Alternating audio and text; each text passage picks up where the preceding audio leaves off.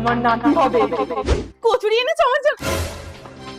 এটা খাও, এখনের জন্য এটাই ভালো, করলার রস।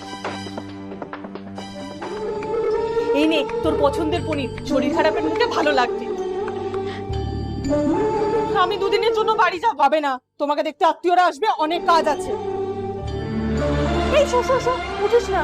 শ্বশুর বাড়ি গেলে তো শরীর খারাপ হলেও কাজ করতে হবে। তুমি বলবে না আমি বলবো যে আমি প্রেগনেন্ট নই? আমার নাতি চাই। ঠিক আছে, আমি বলছি। মা, কোনো কথা শুনতে চাই না। জানি বৌমা প্রেগনেন্ট না, ডাক্তারের সাথে আমার পরে কথা হয়েছে। ওর প্রেসারে প্রবলেম আছে, শরীরে রক্ত নেই, শরীর দিন দিন ফুলে যাচ্ছে। বনি এসেছেন? আত্মীয়। তোমার বাড়িতে বাবা যায় কাজে, মা একা, কোনো অসুবিধা হলে কে সামলাবে? তাই 1-2 সপ্তাহের জন্য এখানেই ডেকে নিয়েছি।